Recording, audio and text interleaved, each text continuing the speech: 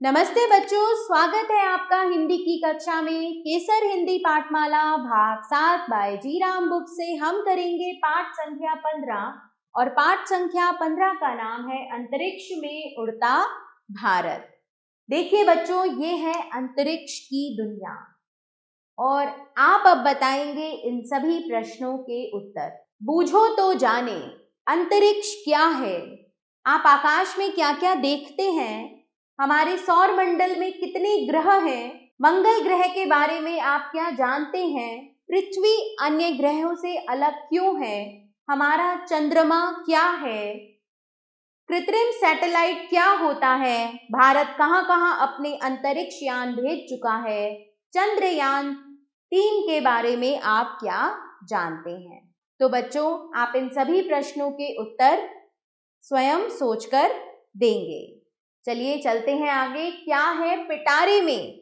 आज भारत अंतरिक्ष विज्ञान के क्षेत्र में विश्व की एक बड़ी शक्ति के रूप में खड़ा है।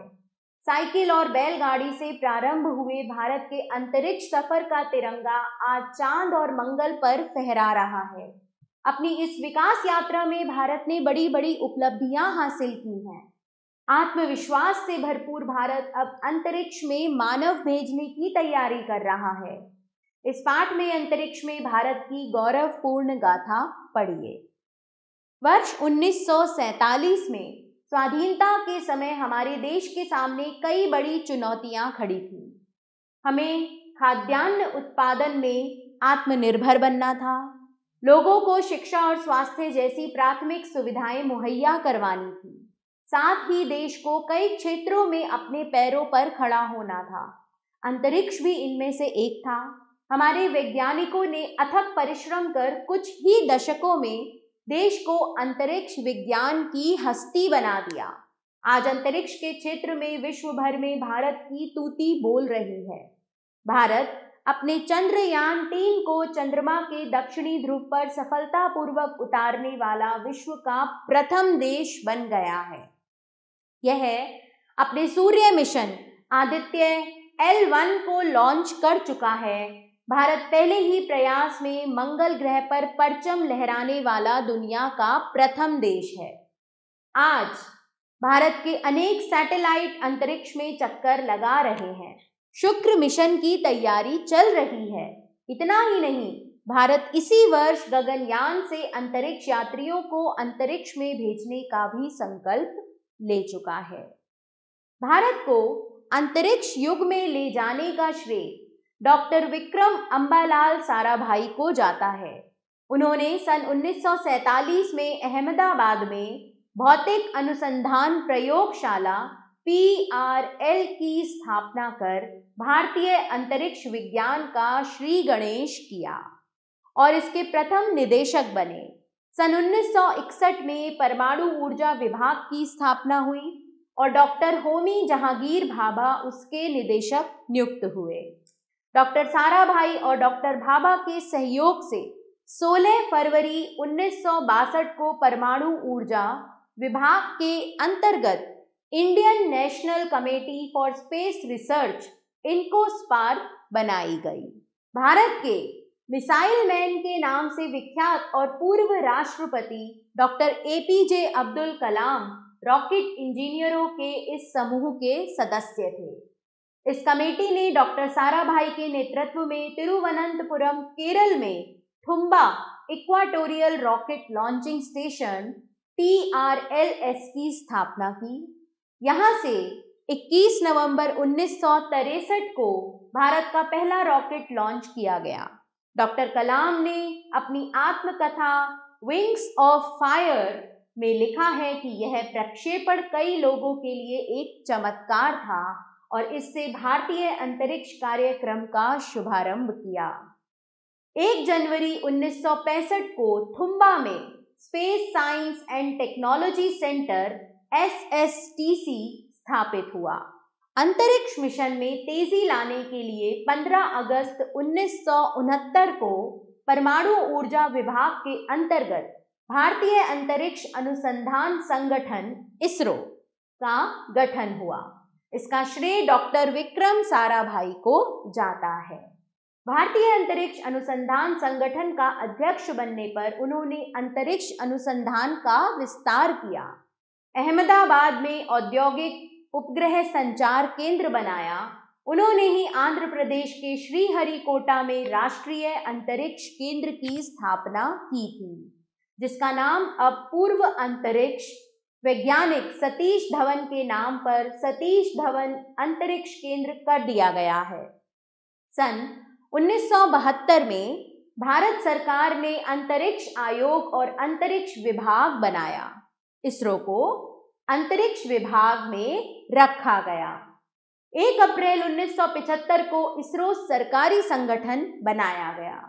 वर्तमान में इसरो अपनी विभिन्न इकाइयों के माध्यम से अंतरिक्ष संबंधी शोध, अध्ययन एवं विकास कार्य कर रहा है। इनसेट कार्यक्रम और भारतीय रिमोट सेंसिंग सैटेलाइट IRS कार्यक्रम इसरो के उल्लेखनीय कार्य हैं। इसरो पृथ्वी अवलोकन, संचार नेविगेशन, मौसम विभाग और अंतरिक्ष विज्ञान के लिए उपग्रहों और संबंधित प्रौद्योगिकियों का डिजाइन और विकास कर रहा है। आज इसरो के उपग्रहों का उपयोग दूरसंचार, टेलीविजन प्रसारण, मौसम विज्ञान, सेना, टेलीमेडिसिन, सुदूर संवेदन, स्रोत प्रबंधन, शिक्षा, जैव विविधता, सूचना तंत्र, खोज और बचाव तथा कैटोग्राफी जैसे क्षेत्रों में किया जा रहा है। इसरो भारत के भौतिक, आर्थिक और सामाजिक विकास के लिए निरंतर अंतरिक्ष आधारित अनुप्रयोग तथा ग्रहों की खोज में अनुसंधान एवं विकास कार्य कर रहा है। डॉक्टर विक्रम साराभाई की पहल का यह सुपरिणाम है कि आज भारत की गिनती विश्व की अंतरिक्ष महाशक्तियों में होती है। भारत अमेरिका, रूस, फ्रांस, जापान और चीन के साथ उन 6 देशों में शामिल है जो अपनी जमीन पर उपग्रह के निर्माण और प्रक्षेपण की क्षमता रखते हैं। यह साधारण बात नहीं है। इसके पीछे है हमारे वैज्ञानिकों का निरंतर परिश्रम और समर्पण। भारतीय अंतरिक्ष विज्ञान के इतिहास में झांकने पर पता चलता है कि पहल हमारे वैज्ञानिक रॉकेट के भागों को साइकिल और बैलगाड़ी पर लाद कर ले गए थे और उन्होंने नारियल के पेड़ को लॉन्चिंग पैड बनाया था। 19 अप्रैल 1975 को प्रथम भारतीय उपग्रह आर्यभट्ट छोड़ा गया था। आर्यभट्ट की योजना डॉक्टर साराभाई ने ही तैयार की थी। आर्यभट्ट के प्रक्षेपण के बाद टेलीविजन को आम लोगों तक पहुंचाने के लिए Indian national satellite system INSAT की राह खुली। डॉक्टर साराभाई ने 1975 से 76 में satellite instructional television experiment site कार्यक्रम भी शुरू किया था। इस कार्यक्रम के अंतर्गत भारत के 6 राज्यों के 2400 गांवों के लिए स्वास्थ्य, कृषि, शिक्षा, परिवार नियोजन से जुड़ा सीधा टेलीविजन प्रसारण किया गया था। 7 जून 1979 को भारत ने अपना दूसरा उपग्रह भास्कर फर्स्ट अंतरिक्ष में भेजा। डॉक्टर साराभाई के कार्य को डॉक्टर APJ अब्दुल कलाम ने आगे बढ़ाया। उनकी देखरेख में 1980 में पहला स्वदेशी प्रक्षेपण रॉकेट SLV-3 लॉन्च किया गया, जिससे उपग्रह रोहिणी को अंतरिक्ष में स्थापित किया गया।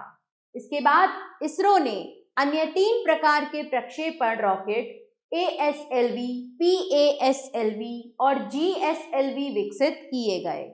भारत निर्मित प्रथम संचार उपग्रह एप्पल का प्रक्षेपण 1981 में किया गया और इसी वर्ष भास्कर सेकंड का भी प्रक्षेपण किया गया।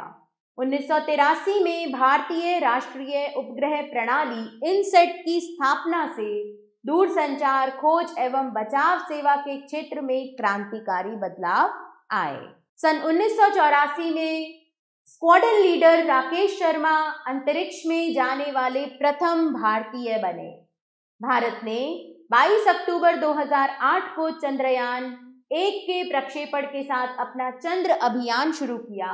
भारत के इस अभियान के जरिए ही दुनिया को पहली बार चंद्रमा की सतह पर पानी होने का पता चला।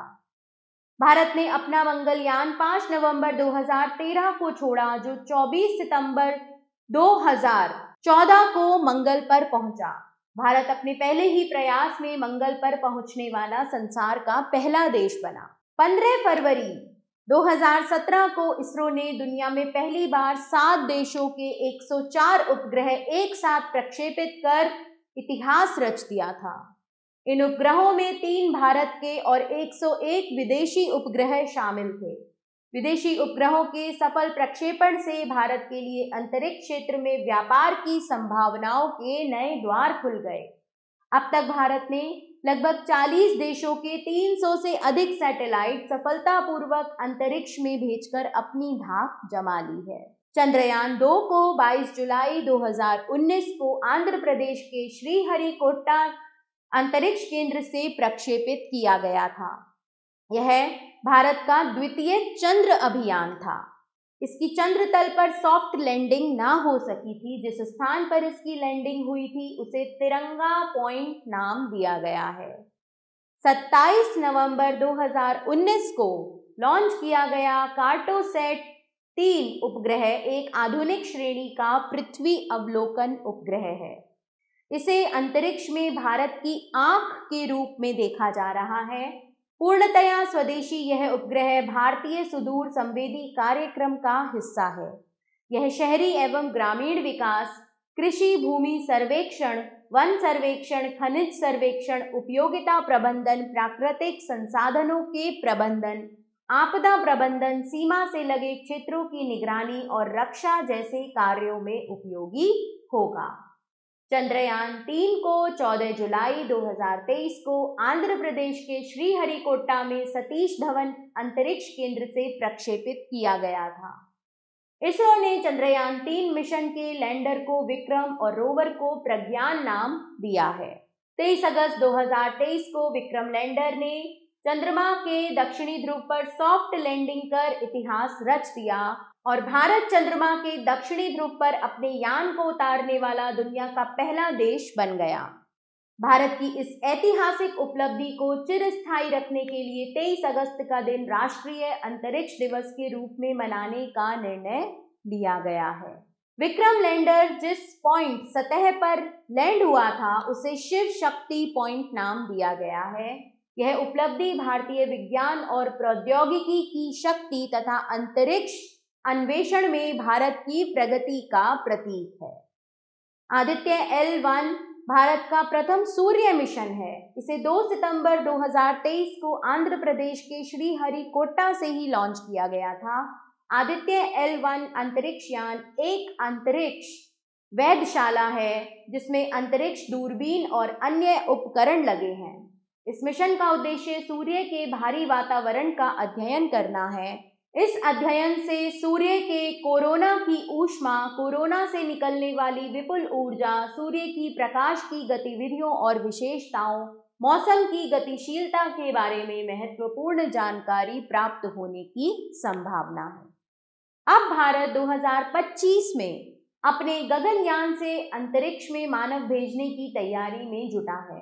इस मिशन के अंतर्गत 3 दिनों के लिए 3 यात्री अंतरिक्ष में भेजे जाएंगे। असली उड़ान से पहले 3 मानव रहित परीक्षण उड़ानें होंगी जिनमें भारत एक रोबोट भेजेगा। इसके लिए इसरो ने व्योम मित्र नाम की महिला रोबोट तैयार की है जो अंतरिक्ष से अपनी रिपोर्ट भेजेगी। गगनयान के पश्चात भारत 2025 में शुक्र मिशन को भी लॉन्च करने की योजना बना रहा है। सन 2050 तक भारत ने अपना स्वयं का अंतरिक्ष स्टेशन विकसित करने के लिए भी कमर कस ली है। अंतरिक्ष में भारत की उपलब्धियों का लोहा अब संपूर्ण विश्व मान रहा है। तो बच्चों, इस पाठ के लेखक हैं मधुर अथैया।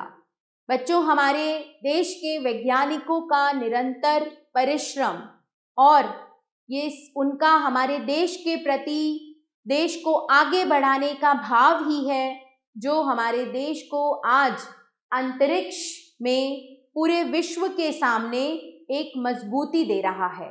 तो बच्चों, यहाँ हमारे इस पाठ का पाठन तो समाप्त होता है, लेकिन आपने अभी इस पाठ को दोबारा से अध्ययन करना है और इसमें संकलित सभी तारीखों को अच्छे से याद भी करना है। दिमाग लड़ाओ, एक अंतरिक्ष वैज्ञानिक के रूप में आप क्या खोजना चाहेंगे और क्यों? बच्चों अभी हमने पाठ में पढ़ा कि वैज्ञानिकों ने कितने रुचिपूर्ण तरीके से अपनी जिज्ञासा को शांत करने के लिए प्रयोग किए, अनुसंधान किए और भारत को एक नई ऊंचाई पर पहुंचाया। तो आप में से कई बच्चे होंगे जो अंतरिक्ष वैज्ञानिक बनना चाहते होंगे। तो यदि बनना चाहते हैं तो आप बताएंगे कि एक अंतरिक्ष वैज्ञानिक के रूप में आप क्या खोजना चाहेंगे और क्यों। ध्यान धरने योग्य शब्द: वैज्ञानिक उपलब्धियां, विज्ञान का महत्व, जानकारी, खोज, अनुसंधान की प्रेरणा, राष्ट्रीय गौरव। मूल्यपरक प्रश्न है बच्चों, समाज में प्रचलित पुरानी धारणाओं और विचारों का वैज्ञानिक विश्लेषण क्यों आवश्यक है। कई बार हमारे समाज में प्रचलित जो पुरानी धारणाएं हैं या विचार हैं, ये समाज में कुरीतियों को भी बढ़ावा देते हैं। अतः समय के साथ कदम से कदम मिलाकर चलने के लिए यह आवश्यक है कि इन सभी पुरानी धारणाओं और विचारों का वैज्ञानिक विश्लेषण किया जाए। शब्दार्थ हैं बच्चों जिनके हिंदी और इंग्लिश दोनों ही अर्थ में आपको समझाऊंगी। आत्मनिर्भर, स्वयं पर निर्भर, सेल्फ सफिशिएंट। अनुप्रयोग: किसी सिद्धांत को व्यवहार में लाना, एप्लीकेशन। मुहैया, उपलब्ध। अथक, बिना थके, टायरलेस। पहल: किसी कार्य की शुरुआत करना, इनिशिएटिव। दशक, 10 वर्ष की अवधि, डेकेड। लॉन्चिंग, प्रक्षेपण: किसी रॉकेट या अंतरिक्ष यान को अंतरिक्ष में भेजना, लॉन्चिंग। परचम, झंडा, फ्लैग। सैटेलाइट, कृत्रिम उपग्रह, सैटेलाइट। सर्वेक्षण: अवलोकन, निरीक्षण, अध्ययन कर निष्कर्ष प्रस्तुत करना, सर्वे। श्री गणेश, प्रारंभ, इनॉग्रेट। अनुसंधान, खोज, रिसर्च। अन्वेषण, खोज, एक्सप्लोरेशन। विस्तार, बढ़ाना, फैलाना, डिटेल।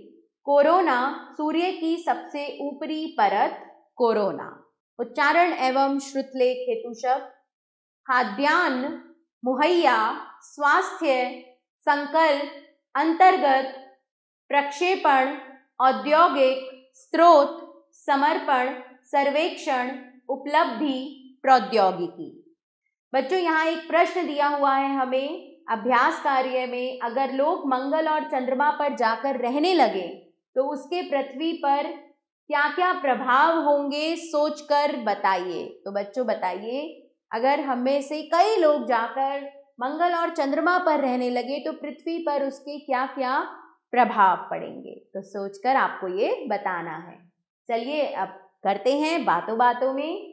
भारत को अंतरिक्ष युग में ले जाने का श्रेय किसे दिया जाता है? भारत को अंतरिक्ष युग में ले जाने का श्रेय डॉक्टर विक्रम अम्बालाल साराभाई को दिया जाता है। भारत का पहला रॉकेट कहाँ से लॉन्च किया गया था? भारत का पहला रॉकेट तिरुवनंतपुरम, केरल से लॉन्च किया गया था। भारत किन 6 देशों में शामिल है? भारत, अमेरिका, रूस, जापान, फ्रांस और चीन इन 6 देशों में शामिल है। भारत ने चंद्रयान 3 से क्या इतिहास रच दिया है? भारत ने चंद्रयान 3 से प्रथम बार में ही चंद्रमा के दक्षिणी ध्रुव पर सॉफ्ट लैंडिंग करने का इतिहास रच दिया है। अब करते हैं बहुविकल्पीय प्रश्न। सही उत्तर के सामने सही का निशान लगाइए। अहमदाबाद में भौतिक अनुसंधान प्रयोगशाला की स्थापना किसने की थी? डॉक्टर विक्रम साराभाई। इसरो का गठन कब किया गया था? 1969 में। किस दिन को राष्ट्रीय अंतरिक्ष दिवस के रूप में मनाने का निर्णय लिया गया है? 23 सितंबर। सूर्य के बाहरी वातावरण के अध्ययन हेतु भारत द्वारा कौन सा अंतरिक्ष यान छोड़ा गया है? आदित्य L1। अब आते हैं लघु उत्तरीय प्रश्न पर। भारत ने सर्वप्रथम कब किस उपग्रह का प्रक्षेपण किया था? भारत ने सर्वप्रथम 19 अप्रैल 1975 को आर्यभट्ट उपग्रह का प्रक्षेपण किया था। भारतीय राष्ट्रीय उपग्रह प्रणाली इनसेट की स्थापना का क्या लाभ हुआ? आर्यभट्ट के प्रक्षेपण के बाद टेलीविजन को लोगों तक पहुंचाने के लिए इनसेट की राह खुली। विक्रम साराभाई ने सन 1975 से 76 में सैटेलाइट इंस्ट्रक्शनल टेलीविजन एक्सपेरिमेंट यानी कि साइट कार्यक्रम भी शुरू किया। इसके अंतर्गत भारत के 6 राज्यों के 2400 गांव में कृषि, शिक्षा, स्वास्थ्य, परिवार नियोजन आदि से संबंधित सीधे कार्यक्रम का प्रसारण किया गया। भारत के मंगलयान पर टिप्पणी लिखिए। बच्चों, आप इस पाठ को फिर से अध्ययन करेंगे और इस प्रश्न का उत्तर आप स्वयं देंगे। विदेशी उपग्रहों के सफल प्रक्षेपण से भारत को क्या लाभ हुआ है? इस प्रश्न का उत्तर भी बच्चों आपने स्वयं देना है। दीर्घ उत्तरीय प्रश्न हैं जिनको मैं आपके लिए पढ़ रही हूं। आपने इनके उत्तर पाठ के आधार पर स्वयं देने हैं। भारतीय अंतरिक्ष विज्ञान में डॉक्टर विक्रम साराभाई का क्या योगदान है? हम पढ़ चुके हैं बच्चों डॉक्टर विक्रम साराभाई का योगदान। आपने इस उत्तर को स्वयं लिखना है। इसरो के उपग्रहों का उपयोग किन किन क्षेत्रों में किया जा रहा है और कार्टोसैट क्या है, यह किन किन क्षेत्रों के लिए उपयोगी होगा? चंद्रयान 3 के बारे में विस्तार से लिखिए। अंतरिक्ष में भारत की उपलब्धियों का लोहा अब संपूर्ण विश्व मान रहा है, आशय स्पष्ट कीजिए। चलिए बच्चों, आगे है हमारे पास ज्ञान झरोका। रूस की वैलेंटीना तेरेशकोवा दुनिया की पहली महिला अंतरिक्ष यात्री थी। वे 16 जून 1963 को वोस्टोक 6 स्पेस कैप्सूल से अंतरिक्ष में गई थी। अब आते हैं हम व्यवहारिक व्याकरण की ओर। सबसे पहले है 2 या 2 से अधिक शब्दों के योग से बने सार्थक शब्द यौगिक शब्द कहलाते हैं। यदि इन शब्दों के टुकड़े किए जाएं तो इनके खंड भी सार्थक होते हैं। जैसे पाठ प्लस शाला पाठशाला, राष्ट्र प्लस पिता राष्ट्रपिता। तो बच्चों, पाठ में से आपने कुछ यौगिक शब्द चुनकर लिखने हैं। यौगिक शब्द कौन से होंगे कि यदि इनके टुकड़े भी किए जाएं तो इनके खंड भी सार्थक होते हैं, यानी कि उनका भी कोई अर्थ होता है, मतलब होता है। तो बच्चों, यह प्रश्न 1 आपने स्वयं करना है। पाठ को दोबारा अच्छे से पढ़ना है और यौगिक शब्द चुनकर लिखने हैं। संज्ञा या सर्वनाम का संबंध वाक्य के अन्य शब्दों से बताने वाले अव्यय शब्द संबंध बोधक कहलाते हैं। जैसे रॉकेट प्रक्षेपण केंद्र समुद्र के किनारे बसा हुआ है। चंद्रयान 3 के बाद आदित्य L1 छोड़ा गया।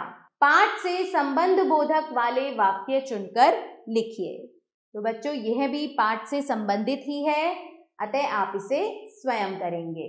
निम्नलिखित वाक्यों को शुद्ध करके दोबारा लिखिए। इनसेट की स्थापना से दूरसंचार, खोज एवं बचाव सेवा में बदलाव क्रांतिकारी आए हैं। तो यहाँ पर हम इसे कैसे शुद्ध करेंगे? इनसेट की स्थापना से दूरसंचार, खोज एवं बचाव सेवा में क्रांतिकारी बदलाव आए हैं। मैं आपको यहाँ करके दिखा रही हूँ, आप इसे स्वयं लिखेंगे। उन्होंने ही राष्ट्रीय अंतरिक्ष केंद्र का स्थापना किया था। राष्ट्रीय अंतरिक्ष केंद्र की स्थापना की थी। भारत निर्मित संचार उपग्रह एप्पल का प्रक्षेपण किया गया।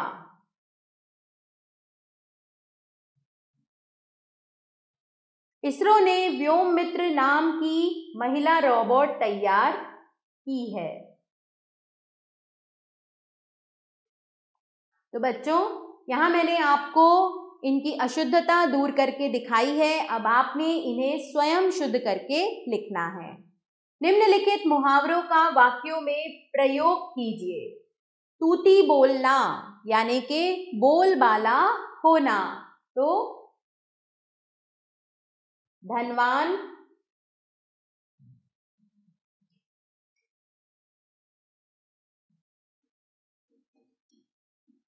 लोगों की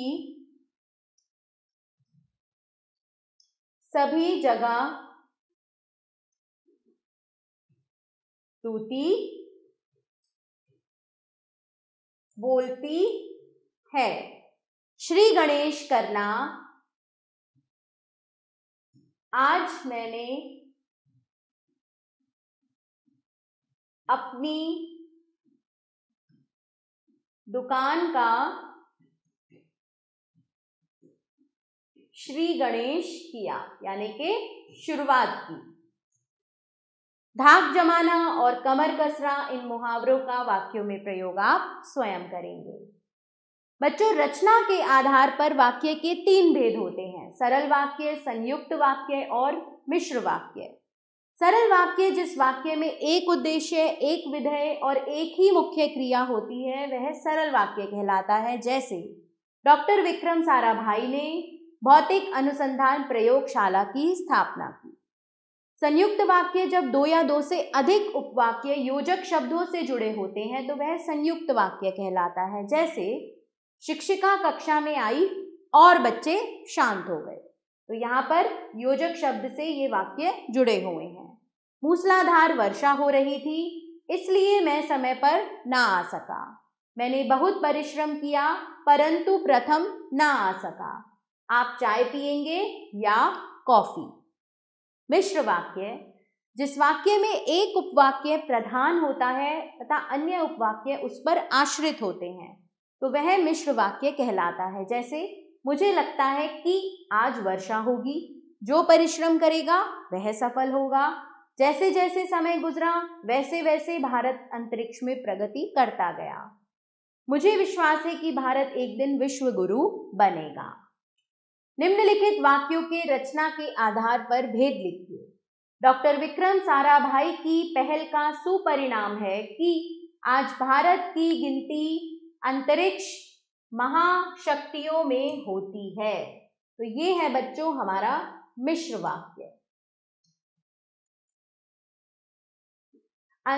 राकेश शर्मा अंतरिक्ष में जाने वाले प्रथम भारतीय थे, ये हमारा सरल वाक्य। कई देशों ने प्रयास किया परंतु कोई भी चंद्रमा के दक्षिणी ध्रुव पर ना पहुंच सका, ये है हमारा बच्चों संयुक्त वाक्य। बाकी के तीनों वाक्य बच्चों आप पढ़ेंगे और रचना के आधार पर उनके भेद लिखेंगे। योग्यता आधारित क्रियाकलाप है यहाँ। प्रेजेंटेशन तैयार कीजिए। भारत के अंतरिक्ष कार्यक्रम पर एक प्रेजेंटेशन तैयार कर कक्षा में प्रस्तुत कीजिए। अनुच्छेद लिखिए। प्राचीन भारतीय खगोल शास्त्री आर्यभट्ट के विषय में इंटरनेट से जानकारी प्राप्त कर एक अनुच्छेद लिखिए। एल्बम बनाइए। भारत के अंतरिक्ष वैज्ञानिकों के चित्र इकट्ठे कर एक एल्बम तैयार कीजिए और ऊपर 2-2 पंक्तियों में टिप्पणी लिखिए। मॉडल तैयार कीजिए। अपने सहपाठियों का समूह बनाइए। प्रत्येक विद्यार्थी किसी एक ग्रह या उपग्रह या तारे, सूर्य, शुक्र, मंगल, बृहस्पति, शनि, पृथ्वी, बुध, अरुण, यूरेनस, वरुण, नेपट्यून, चंद्रमा को गत्ते, कार्डबोर्ड या कागज की सहायता से मॉडल तैयार कर उसे रंगों से सजाएगा। ग्रह के मॉडल का कक्षा में प्रदर्शन कर उसके बारे में बताइए। तो बच्चों ये सभी क्रियाकलाप आपने अपनी योग्यता के आधार पर करने हैं। यहाँ बच्चों आपकी श्रवण कौशल गतिविधि है जो कि आप पृष्ठ संख्या 148 से जब आपके अध्यापक या अध्यापिका आपको पढ़कर सुनाएंगे तो आपने वो ध्यानपूर्वक सुनना है और नीचे दिए गए प्रश्नों के उत्तर देने हैं। इसी के साथ बच्चों यह पाठ यहाँ समाप्त होता है। आशा करती हूँ कि आपको अच्छे से समझ में आ गया होगा। आभार बच्चों, मिलते हैं नए पाठ के साथ।